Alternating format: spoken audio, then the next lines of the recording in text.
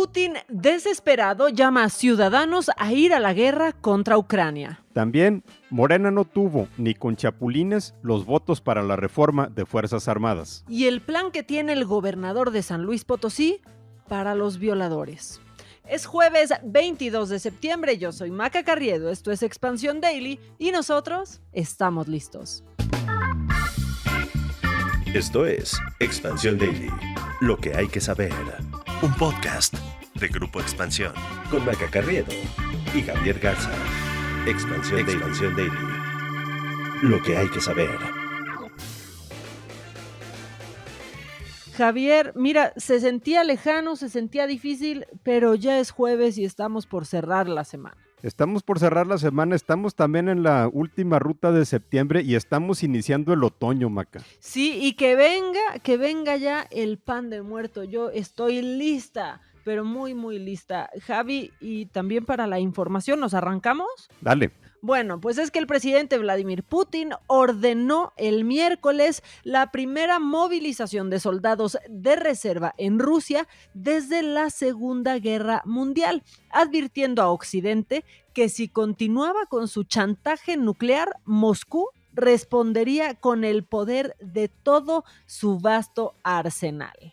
Se están calentando las cosas en el frente de Rusia-Ucrania, Mac. El Ministerio de la Defensa ruso dijo que la movilización parcial será la convocatoria de 300,000 reservistas y que aplicará a aquellos que tengan experiencia militar previa. Esto es principalmente gente que prestó servicio militar pero que ya se dedica a otras actividades. Y aquí es normalmente donde las guerras empiezan a perder apoyo, ¿no? Cuando ya recurres a la conscripción. Si no hay apoyo popular, la gente empieza a cuestionar por qué tienen que ir sus hijos, sus padres, sus hermanos, sus esposos a morir a una guerra con la que no están de acuerdo, sobre todo viendo que la semana pasada Ucrania logró recuperar algunos territorios y puso en fuga a tropas rusas. Oye, Javi, yo pensaba que esta semana eso casi que iba a estar resuelto después del plan del presidente y cómo anunció que lo iban a presentar. Pero bueno, lo cierto es que la movilización parcial del presidente ruso pues intensifica significativamente el conflicto sobre Ucrania y pasa justamente en un momento en el que Rusia se enfrenta, ¿no?, a esta contraofensiva que los ha obligado pues a retirarse o a entregar parte del territorio ocupado. Esa es la realidad, Javi, también. Sí, parece que Putin no escuchó lo que tenía que decir López Obrador o tampoco le llegó el memo del canciller Marcelo Ebrard. No se lo tradujeron. Pues sí, ayer tuvo un discurso ya con un tono claudicante, ya por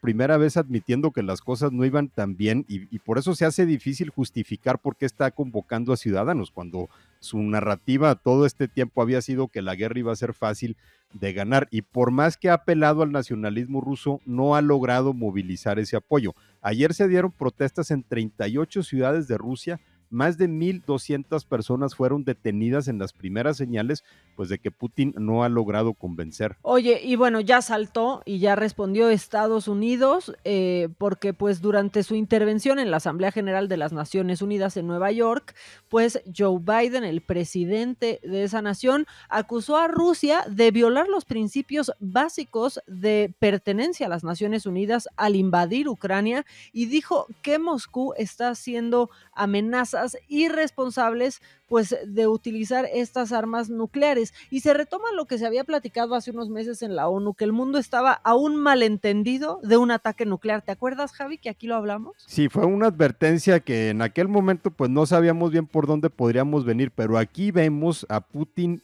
cada vez más arrinconado y es arrinconado cuando se pone más peligroso, ¿no? Eso se muestra desesperado en este llamado que está haciendo cuando amenaza a Occidente de que él tiene armamento que podría usar, que es una referencia justo al uso de armas nucleares. Y Biden dijo pues que nadie había amenazado a Rusia a pesar de las afirmaciones de Putin, que era Rusia el que estaba buscando el conflicto. Y como dijo, es un miembro permanente del Consejo de Seguridad de Naciones Unidas que invadió a otro país. Y la ONU no hace nada, ¿no? Pareciera pues nada más, y ahí sí le doy la razón al presidente, nada más está ahí observando. Pues sí, es que a lo mejor están esperando el plan de paz que va a presentar el canciller. Pero vámonos a otros temas, Maca. Regresémonos acá a México, porque en Tamaulipas también se están calentando las cosas nada más de otra manera, con estas declaraciones del gobernador electo de Tamaulipas, Américo Villarreal, quien ganó las elecciones postulado por Morena, quien dijo ayer que recibió información de que el todavía gobernador de ese estado, el panista Francisco García Cabeza de Vaca, tuvo una reunión con un juez y que pronto se liberarían 8 órdenes de aprehensión, una de ellas en su contra. Esto es lo que dijo el gobernador electo. Hace unos momentos hemos recibido información de que Francisco Javier García Cabeza de Vaca se reunió con un juez que lastimosamente parece haberse prestado a un juego sucio y reprobable para tramitar y liberar 8 órdenes de aprehensión en contra de autoridades electas, miembros del partido y al parecer en contra mí. A ver, Javi, ¿y a quién le creemos? Porque esto dice Américo Villarreal, la oficina de Cabeza de Vaca, pues dice que no, que ellos no han pedido absolutamente nada y pues la oposición dice que lo está inventando todo para hacer olas. Es que por una parte sería fácil pensar que Cabeza de Vaca estaría buscando cobrarse la embestida que tuvo de parte de la Fiscalía General de la República, que lo quería... Claro, la revancha. Claro, que lo quería meter a la cárcel, pero por otro lado, Cabeza de Vaca estaría soltando una bomba cuando le queda nada más una semana a su sexenio y obviamente se estaría poniendo en una posición muy vulnerable cuando deje la gubernatura para que se vayan contra él. Entonces, tampoco parece que sea tan atrevido. Oye, y bueno, el presidente no se quedó con las ganas de hablar el miércoles de Américo Villarreal porque dijo que pues hay quienes quieren que se anule esa elección. Dijo que las acusaciones se dan justo a unos días de que el gobernador electo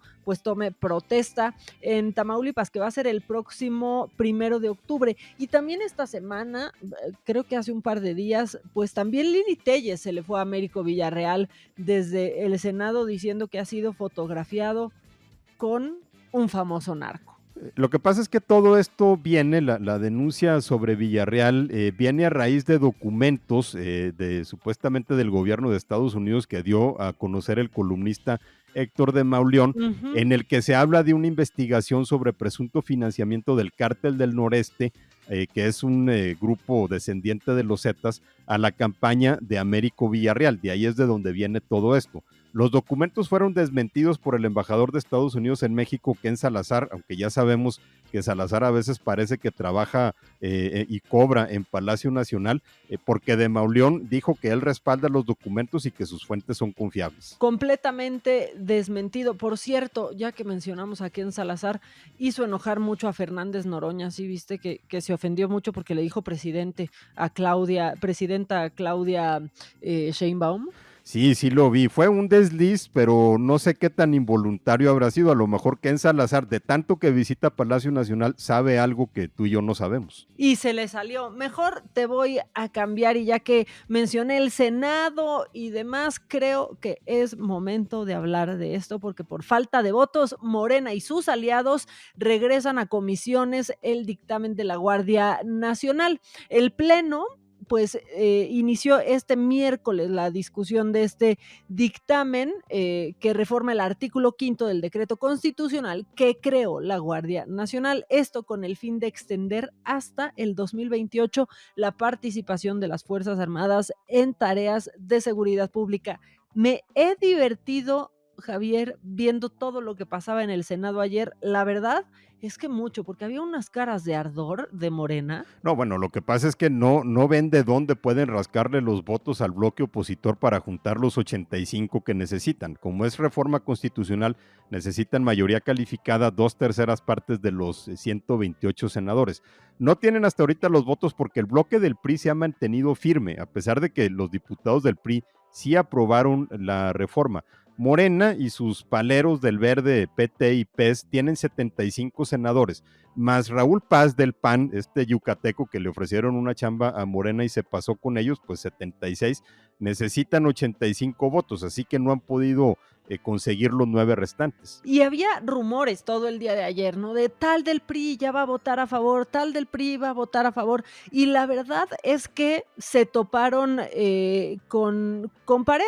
Hay que decir que de último momento la mayoría de los senadores pues tomó esa decisión tras evaluar que iban a perder porque simplemente no la hacían, se quebraban la cabeza, pero no había manera de que pasara, Javi. Sí, regresaron el dictamen a comisiones y pues ahora tendrán que ver cómo lo vuelven a presentar al pleno, tendrá que venir un cabildeo con senadores, yo creo que principalmente del PRI, quizá de Movimiento Ciudadano.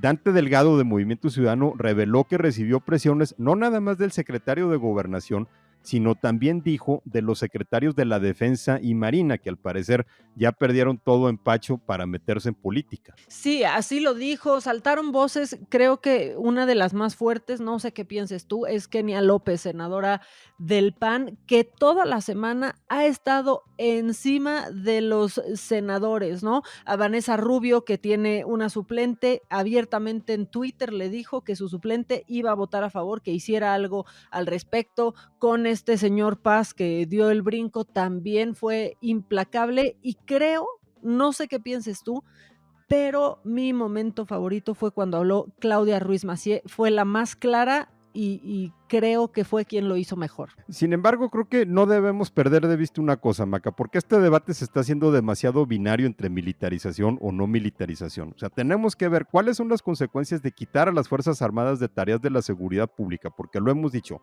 el PRI, el PAN, el PRD han tenido gobernadores que no hicieron su trabajo para mejorar las policías locales y quitarle entonces la chamba al ejército. Entonces, esta reforma tendría consecuencias. Y por otra parte, si sigue la militarización, ¿cuál tendrá que ser el costo político para gobernadores y para alcaldes si se echan a dormir y no hacen nada por mejorar sus policías? Porque la presencia del ejército sí ha servido como pretexto para no hacer nada ellos. Y eso se lo dijo también el senador Germán Martínez a Ricardo Monreal, ¿no? Él dijo, a ver, sí tenemos la figura, pudiéramos hacer algo contra la violencia que se está viviendo en el país y simplemente no se está haciendo. Así se lo dijo y Ricardo Monreal, la verdad es que ya nada más sonreía en un punto, Javi. Es que no se le puede contradecir, pero yo creo que aquí los dos bandos ha sido un debate de puras posturas, porque creo que no están analizando a fondo el problema. Es cuáles son las consecuencias de retirar a las Fuerzas Armadas, pero por otra parte, cuál es el compromiso que tendría que haber para que se reformen las policías estatales, las policías municipales y se pueda ir relevando al ejército de esta tarea rumbo a 2028. Ese es el fondo al que por estar nada más fijando posturas, creo que se ha perdido. Pero te voy a cambiar de tema, Maca, porque esto lo tocábamos ayer, nunca ha estado lejano del Daily en los últimos meses el tema de la inflación, y ayer decíamos de que había señales de que parecía que la inflación estaba bajando su ritmo de escalada, pero eso no ha sido suficiente para que se frenen también las medidas para combatirlas. Ayer la Reserva Federal de Estados Unidos, la Fed, elevó por tercera vez consecutiva su tasa de interés de referencia en 75 puntos base, la situó en un rango de entre 3 y 3.25%, en un otro intento por contener la inflación en ese país que está en sus niveles más altos desde hace 40 años. Otro intento más. Estas nuevas proyecciones indican que los costos de endeudamiento van a avanzar hasta 4.4% para finales del año, antes de alcanzar eventualmente un máximo de 4.6% en 2023, Javi. Sí, los analistas no están anticipando que la Fed empiece a relajar sus medidas antes de septiembre del próximo año. O sea, es todavía un año más con las tasas de interés en este nivel. Y esto después de que la inflación en Estados Unidos tuvo una ligera baja en agosto, bajó a 8.3% por los precios de la gasolina. De todas formas, el dato estuvo por encima de lo que esperaba el mercado y por eso la acción de la Reserva Federal. Está por verse cómo actúa el Banco de México. Habló Jerome Powell, que es el presidente de la Fed, dice que pues están firmemente comprometidos en lograr que la inflación vuelva a 2% y que pues no van a parar hasta que el trabajo esté hecho. Suena bien lejano, Javi. Apuntó, por ejemplo, al mercado inmobiliario, que dijo que está teniendo un momento de desequilibrio, que tiene que pasar por una corrección para un mejor balance entre oferta y demanda, y el actual nivel de las tasas pues ya despierta dudas entre analistas sobre cómo va a repercutir en el crecimiento económico de Estados Unidos en los siguientes meses, y obviamente ese es un tema que también